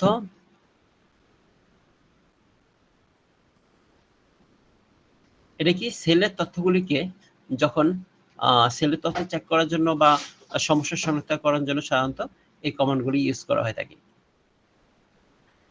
লকআপ ও রেফারেন্স, যে V lock-up, H lock-up, index, match, x lock-up, এই কমান্ডগুলি, এই ফাংশনগুলি ইউজ করে, এগুলো হচ্ছে ফাংশনগুলি ইউজ করা হয় এইসব লুকআপের জন্য, লুকআপ চেক করার জন্য। আর রয়েছে স্ট্যাটিক্যাল, যেমন কাউন্ট, কাউন্টে, কাউন্টিভ, অ্যাভারেজিভ, যে নির্দিষ্ট শর্ত অনুযায়ী সেলের গণনা বা গড় তৈরি করার জন্য সাধারণত এগুলি ইউজ করা হয়। এগুলিকে বলা হয় কি স্ট্যাটিক্যাল। তো এই ক্যাটাগরিটা আমরা দেখলাম 1টা 2টা 3টা 4টা 5টা 6টা 7টা ক্যাটাগরিতেই সাজানো হয়েছে এবং এই ফাংশনগুলি। তারপরে হচ্ছে সূত্র ফাংশনের কার্যকারিতা। এগুলির সাথে কার্যকারিতা কি স্বয়ংক্রিয়, এই যে স্বয়ংক্রিয় হিসাব, সূত্র একবারে দিলে ডেটা পরিবর্তন অটোমেটিক্যালি হিসাবে সংগ্রহ করা হয়। যেমন আমরা যদি কোনো একটা ফর্মুলা, যে কোনো একটা ফর্মুলা যদি করতে পারি, যে একটা সেলের মধ্যে করে দিলে বাকিগুলি অটোমেটিক হয়ে যায়। সাপোজ আমি এখানে এটা লিখলাম, ওইখানেও লিখলাম, এখানেও লিখলাম। যেমন এইখানে আমি যখন একটা ফর্মুলা লিখে দিলাম, সাপোজ এইটা প্লাস এটা যোগ করো, যোগ করার পর যখন আমি এটা টান দিয়ে দিলাম, দেখেন সবগুলো এখানে যোগ হয়ে গেছে, প্রত্যেকটা নিচেরটা হয়ে গেছে। এবং আমি যে টান দিয়ে রেখে দিলাম, এগুলো সব শূন্য হয়ে গেলে তখন আমি এখান দিয়ে একটা জিনিস লিখে দিই, দেখেন এই পাশে মানটা অটোমেটিক চেঞ্জ হয়ে যোগ হয়ে গেছে। একইভাবে এটা আমরা সবসময় জানি, যদিও সবাই এক্সেল, এমএস ওয়ার্ড, এক্সেল আপনারা কাজ করে অভ্যস্ত। তারপরে দেখেন একেবারে বড় ডাটা বিশ্লেষণে সহজ হয়ে থাকে, যদি বড় কোনো ডাটা বিশ্লেষণ করতে গেলে সহজে সময় সাশ্রয় হয়ে থাকে। সহজ এই যে শর্ত ভিত্তিক সিদ্ধান্ত, ইফ অ্যান্ড অর এর ডাটা ভিত্তিক সিদ্ধান্ত ব্যবহার করতে রিপোর্ট তৈরি করতে সুবিধা হয়ে থাকে। পিভট টেবিলে চার্টের মাধ্যমে এবং ফাংশনে মিলে সুন্দর ও বিশ্লেষণের চার্ট তৈরি করা হয়ে থাকে। যেমন এখানে দেখেন একটা আছে, অপশন আছে পিভট। পিভটটা কোন জায়গায়? ও সরি, এখানে তো পিভট হবে না, এটা হচ্ছে এক্সেল এর মধ্যে পিভট থাকে, এজন্য খুঁজে পাচ্ছি না পিভট। এই যে পিভট খুবই একটা ইফেক্টিভ একটা মানে খুবই সুন্দরভাবে একটা কি করা হয়, যখন যারা করে অ্যানালাইসিসের কাজ করে থাকে বা রিসার্চের কাজ করে থাকে, তাদের এই ফাংশনগুলি খুবই দরকার। পিভট খুবই হেল্প করে থাকে এবং খুব সহজে এটা দিয়ে কাজ সম্পন্ন করতে পারে।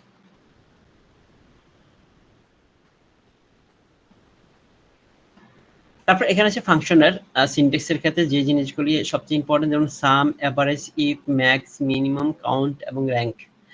date and time and or nor between AVS, এই ফাংশনগুলি বা ইত্যাদি ফাংশন, এই ফাংশনগুলির সিনট্যাক্সগুলি আমরা দেখব। সিনট্যাক্স এবং কিভাবে এগুলো সিনট্যাক্স থাকলে তো আমরা ওখানে দিয়ে কাজ করতে পারবো। যেমন দেখেন এখানে যে ফাংশনগুলো আছে সাম আমরা কিভাবে করতে পারি, দেখেন একটা সাম করার কয়েকটা সিস্টেম আছে। এই সাম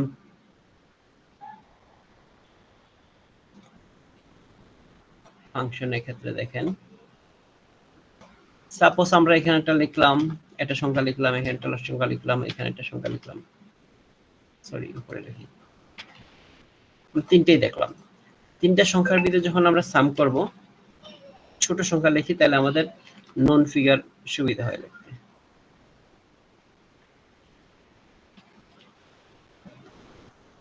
SUM সাম পাঁচ ব্র্যাকেট, আমরা এখানে একটা দিয়ে তারপর কোলন দিয়ে তারপর এটা প্রেস করে ব্র্যাকেট শেষ করে ইন্টার দিলাম। আমার কি ভুল হলো, J7 সান হয়ে গেছে যেন সাম, আমাদের 55 রেজাল্ট পেয়ে গেলাম। এভাবে এসে একটা লেখার স্টাইল। আবার যদি আমরা একইভাবে লিখি, সাম কমান্ডটা দেখেন আবার দিই, SUM সাম, তারপর ফার্স্ট ব্র্যাকেট, যদি এই সংখ্যাটা দিলাম, কমা এটা, কমা এটা, তারপর ব্র্যাকেট শেষ, ইন্টার। রেজাল্ট কিন্তু আমার একই আসলো। এখানে আমি উপস্থাপন করলাম কিভাবে, সাম লিখলাম, ফার্স্ট ব্র্যাকেট দিয়ে লাস্ট ব্র্যাকেট দিয়ে প্রতিটা সেলে অ্যাড্রেস দিয়ে দিলাম। আবার আমি সাম দেই, সাম ফার্স্ট ব্র্যাকেট 10, 20, 25 ব্র্যাকেট শেষ। আবার একই রেজাল্ট পেলাম। আবার সাম দেই,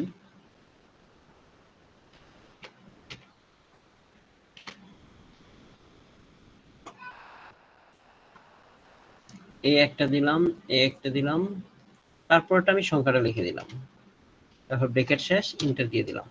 দেখেন আমার এই ৩ ভাবে এটা উপস্থাপন করলাম, ৩ ভাবেই আমি রেজাল্ট পেয়ে গেলাম, একই ধরনের রেজাল্ট পেয়ে গেলাম। এবং আমি টানলাম, এখানে আমি আবার সংখ্যা দিলাম, সাপোজ সহজ যে নন সংখ্যাগুলি দিই 1, 2, 3। দেখেন এখানে দেখেন আমি পাইলাম, এখানেটা কত 6 পাইলাম, কারণ কি এখানে আমি এভারেজ এটা করছি, এটা পেয়েছি। কিন্তু এখানেরটা 55 পাইছি। কেন 55 পাইছি? কারণ এখানে আমি সংখ্যাটা উল্লেখ করে দিয়েছি। এখানে দেখেন কত পাইছি, এখানে আমার এই দুইটা একই রকম হয়েছে 1, 2, 3, আর এখানে 25। এখান থেকে 3 না নিয়ে 25 দিছে, এই কারণে এখানে 28 আসছে। তাহলে দেখেন সাম দিয়ে আমরা কতভাবে করতে পারতেছি। এবার সামনের দিকে আমরা আসি। এভারেজ একই রকম ভাবে এভারেজ লিখে দিলেই হবে। আমরা বিভিন্ন যেভাবে লিখি না কেন, এখানে উপস্থাপন করি না কেন একই রকম। এখানে যে সিনট্যাক্স গুলি দিয়ে দিচ্ছে ম্যাক্স, ম্যাক্স এর ক্ষেত্রে একই হবে, মিন এর ক্ষেত্রে একই হবে। জাস্ট আমরা একটা দেখি মিনিমামটা দেখি, M I N mean.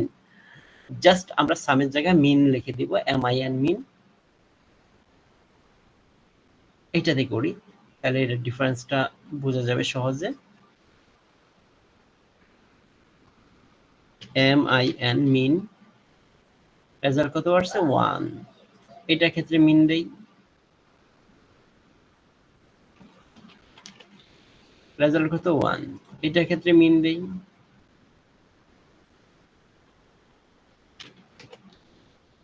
Ten. কারণ 10 আসছে কেন, এখানে 10, 20, 25, 10, 12, 25 ইউজ করা হয়েছে। আর এখানে আমাদের মিন দিলে কত রেজাল্ট আসবে, 1 আসবে। তারপর মিন দিয়ে দেখি 1। এখন আসি আমরা আবার লাস্টের সামনে দিয়ে চলে আসি। ম্যাক্সের ক্ষেত্রে বেশিটা আসতো, এভারেজের ক্ষেত্রে সবগুলো এভারেজ করে ভ্যালুটা দিত। কাউন্টের ক্ষেত্রে কেবল সংখ্যাগুলো গণনা করে দেয়, কয়টা সংখ্যা সেটা শুধু গণনা করবে, আর কিচ্ছু না। কাউন্টে দিয়ে কি করে, খালি নয় এমন সব সেল গণনা করবে। যেমন আপনি মনে করেন যে যেই সেলটার ভিতরে খালি না, ওই সেলটা সব শুধু গণনা করবে। সাপোজ আমি এখানে ইনসার্ট করলাম, ইনসার্ট করে একটা সেল ক্রিয়েট করলাম। তো তখন যদি কাউন্ট দেই, তাহলে কিন্তু সবগুলি গণনা করবে, যতগুলি সেল আছে সব গণনা করবে, সেটা খালি হোক গণনা করে সবগুলি গণনা করবে। আর যখন কাউন্টে দিব তখন কি, যদি শুধুমাত্র যেগুলিতে ডেটা আছে শুধু সেগুলিকে গণনা করবে, এই পার্থক্য। র‍্যাংক, কোন সংখ্যার র‍্যাংক নির্ণয় করার জন্য এটা ইউজ করা হয়ে থাকে। এভিএস মানে কোন সংখ্যার পরম মান বাহির করার জন্য এইটা নির্ণয় করা থাকে। তারপর আমরা আসি লজিক্যাল ফাংশনগুলির ক্ষেত্রে। ইফ এর ক্ষেত্রে ইফ কন্ডিশন, তারপর ভ্যালু ট্রু ভ্যালু এবং ফলস ভ্যালু। যদি ট্রু হয় ট্রু হবে, আর ফলস ভ্যালু হলে ফলস দেখাবেন। কন্ডিশন, প্রথম কন্ডিশন থাকে।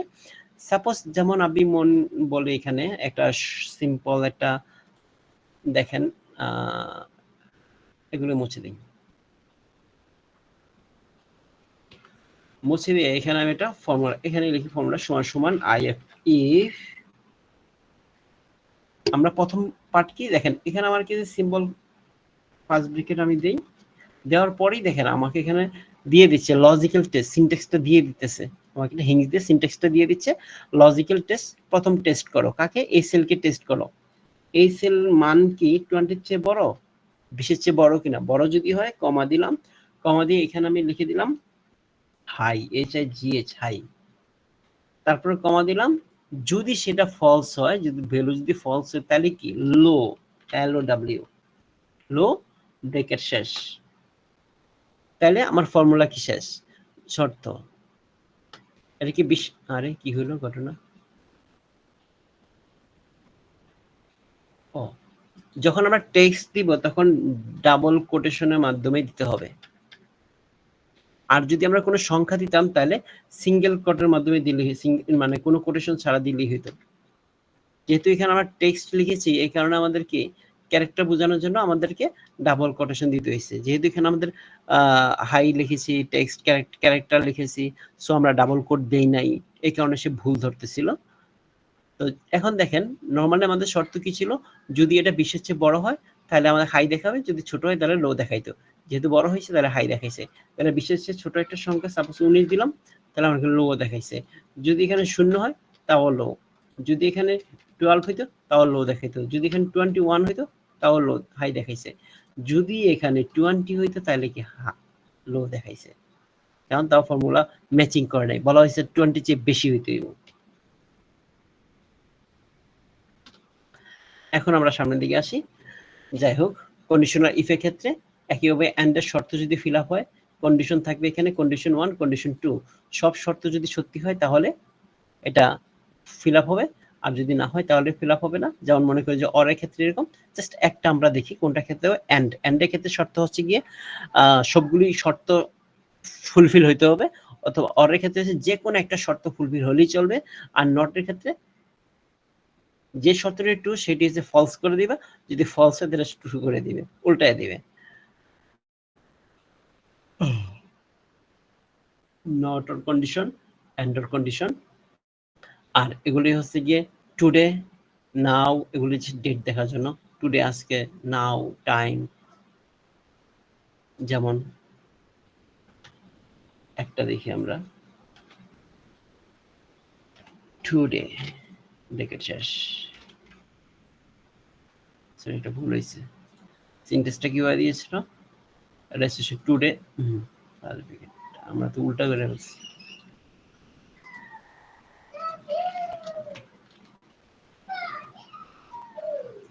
জাস্ট আজকের ডেটটা দেখাচ্ছে, টুডে, টুডে দিলে আজকের ডেটটা এখানে চলে আসছে, কত, 5 মাস 16 তারিখ 2025, এই জিনিস দেন, জাস্ট সেম ডেটটা এখানে চলে আসছে। আর এইখানে একটা জিনিস আমরা দেখি, এখান থেকে একটা জাস্ট এন্ড বা অর একটা জিনিস দেখি, এখানে তিনটাই শর্ত আমরা দিয়ে দিই, তিনটা শর্তের ক্ষেত্রে এখানে চেক করবে সমান সমান অর, অর দিয়ে ফার্স্ট ব্র্যাকেট, একটা কন্ডিশন আমি ইউজ করি, একটা কন্ডিশন কি এইটা is greater than 10, তারপরে এই শর্তটা দেই,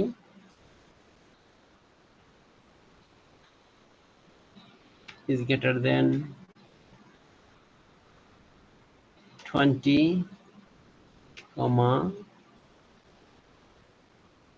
তারপরে এটা is greater than 30, ব্র্যাকেট শেষ। এটা কি দেখাচ্ছে আমার ফলস, এখানে শর্ত কোনটা ভুল করছে, শর্ত লাস্টেরটা ভুল করছে। যদি আমি এখানে শর্ত লাস্টের না, ছবিতে ভুল করছে, এটা 10-এর চেয়ে বড় না, 10-এর সমান, এটাও শর্ত ভুল করছে। আচ্ছা, এটা আমি দিই 11, ট্রু। দেখেন যখন আমরা একটা শর্ত ফুলফিল হয়েছে, এটা 10-এর চেয়ে বড় হয়েছে, এটা 20-এর চেয়ে বড় হয় না, 20-এর সমান হয়েছে, এটা হচ্ছে 30-এর চেয়ে ছোট। দেখেন এটা 30-এর চেয়ে ছোট, এটা 30, এটা 20-এর চেয়ে বড় হয় নাই, 20-এর সমান হয়েছে, এটা আমি একটু ছোট করে লিখে দিই তাহলে সুবিধা হবে বুঝতে। আর এইটা হচ্ছে 10-এর চেয়ে বড়, একটা শর্ত ফুলফিল হয়েছে, সে ট্রু দিয়ে দিছে। যদি এইটা ভুল হইতো সাপোজ 9, তাইলে ফলস। যদি এটা আমি যদি 30-এর চেয়ে বেশি দিয়ে দিই, 32 করে দিলাম, তখন কি ট্রু হয়ে গেছে। এটা কিসের, অরের কাজ। যদি আমি এন্ড দেই, এন্ড দিলে দেখেন কি হয়, এন্ড এ এন্ড ডি, যখন এন্ড ইউজ করা হয় তাহলে ফলস। ফলসটা কিরকম দেখেন, এইখানে প্রত্যেকটা শর্ত ফুলফিল হয় নাই, তাহলে ফলস। 9, 15, 15, এখানে কারণ কি না, এইটা শুধুমাত্র শর্ত ফুলফিল হয়েছে। এটা যখন আমরা 20-এর চেয়ে উপরে বেশি দিয়ে দিলাম, সাপোজ 25 করে দিলাম, এটা যদি সাপোজ 1 2 করে দিলাম, দেখেন এটা আবার ট্রু হয়ে গেছে। মানে কি প্রত্যেকটা 17 জন ফুলফিল হয়েছে তখন এটা ট্রু হয়েছে। এটা আমরা সামনে যখন ডিজিটাল সিস্টেম সাবজেক্টটা পড়বো ওইখানে দেখবেন যে ওখানে লজিক সার্কিট এই বিষয়ে বিশদ আলোচনা আছে।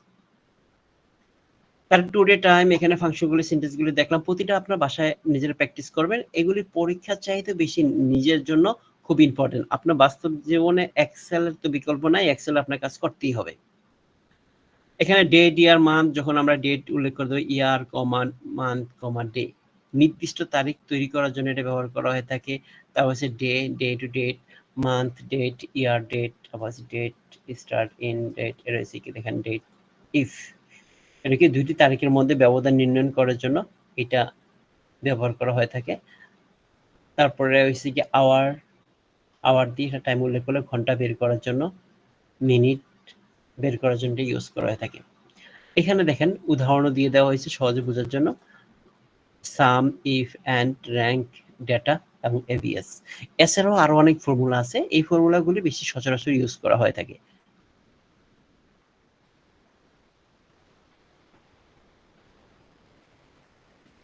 আচ্ছা, আজকে এখানে যদি কারো যদি বুঝতে কোনো সমস্যা হয় একটু বলেন। এখানে আমরা দুইটা চ্যাপ্টার এখানে কমপ্লিট করেছি। আমাদের এখানে দাঁড়ান আর কি বাকি আছে, কঠিন মনে হলো?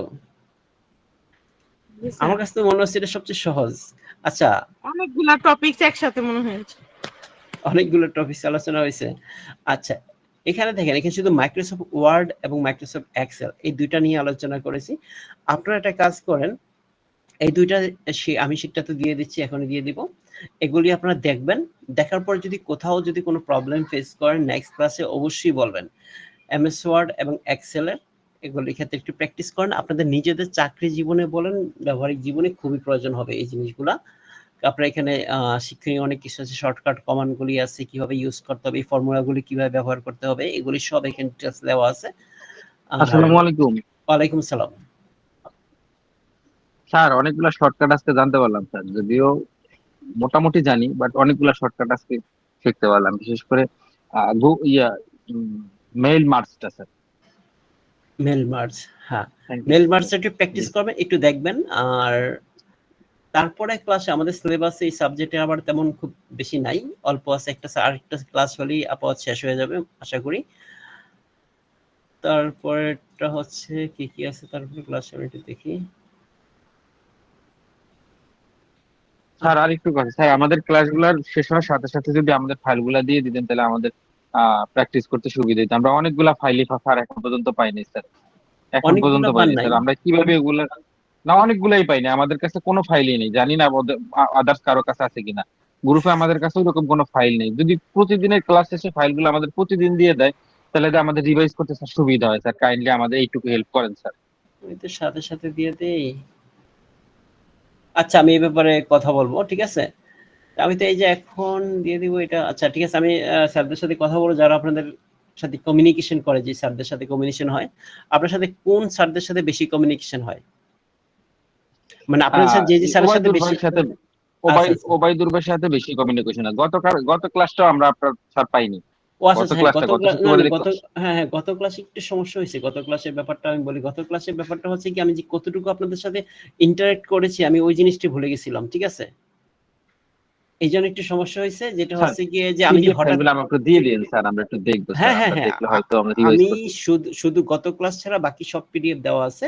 গত ক্লাসে পিডিএফটা দেইনি শুধু আপনাদের সাথে ডিসকাস করার জন্য, কারণ আমি কতটুকু পর্যন্ত গত ক্লাসে আপনাদের কি করেছিলাম ঠিক এই জিনিসটি আমার আসতেছে না। কারণ কি, একটা মাঝখান দিয়ে ইন্টারাপ্ট হয়েছে, ক্লাসের ইন্টারাপ্ট হয়েছে, কতটুকু পর্যন্ত আপনাদেরকে আমি দেখিয়েছি আমার খেয়াল নেই। কারণ হচ্ছে কি, আমি তো ক্লাস করিয়ে যাচ্ছি, হঠাৎ করে মাঝখান দিয়ে নাই।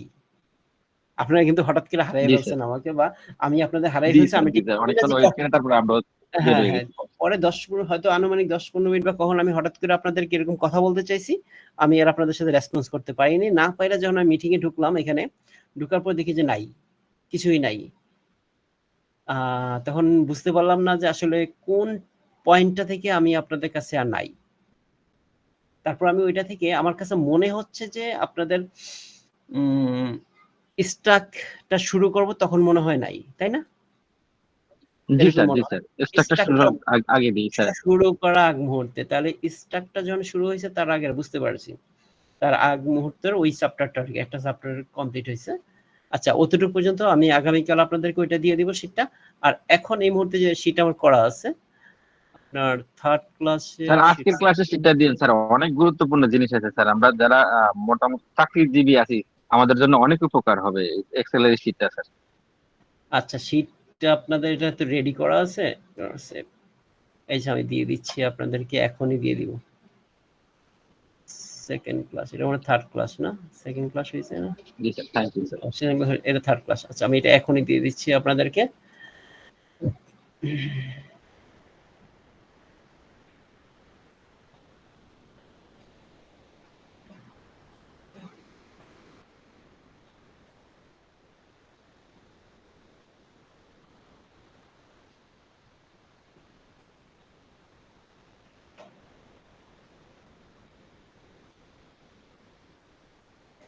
কারণ শীটগুলো তো আপনাদের জন্যই করা, এগুলো তো না দিয়ে ধরে রাখার ভিতরে কোনো দরকার নাই।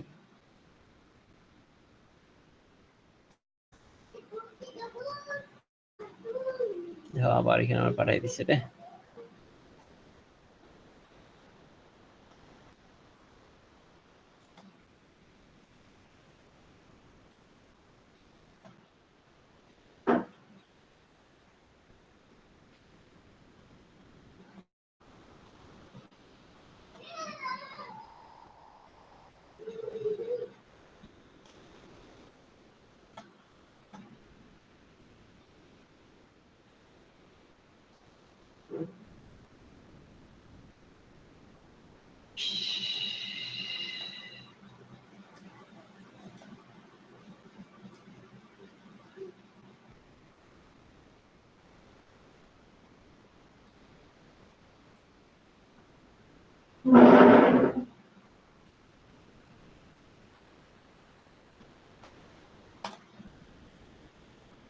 আচ্ছা আমি ইয়ার কাছে দিয়ে দিছি, ওয়াদুর ভাইয়ের কাছে দিয়ে দিছি, উনি আপনাদেরকে দিয়ে দিবে শীটটা। যাতে আজকে যাতে দিয়ে দেয় সেটার জন্য আমি বলিয়ে দিব। আর যেটা হচ্ছে আপনাদের সিলেবাসের কতটুকু আছে,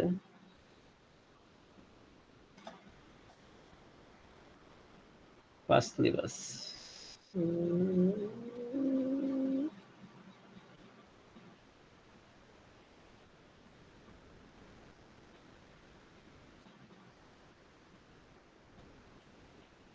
আইসিটি, এরপর টাইম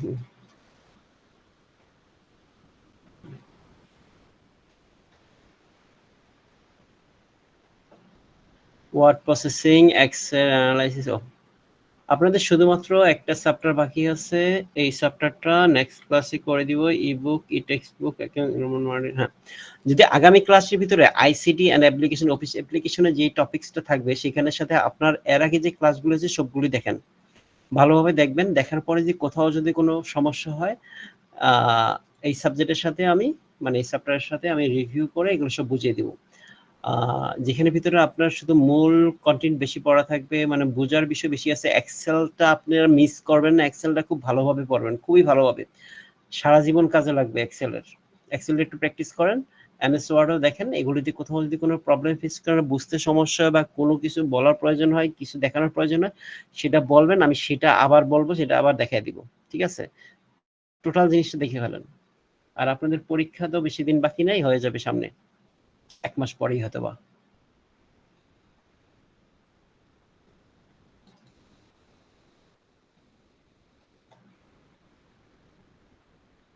আচ্ছা, তাহলে আজকের মতো আল্লাহ হাফেজ। সবাই ভালো থাকবেন।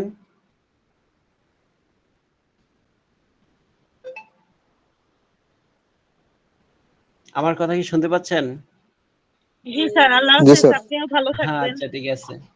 জি স্যার, ওকে, আল্লাহ হাফেজ। আল্লাহ হাফেজ, আসসালামু ভালো আলাইকুম।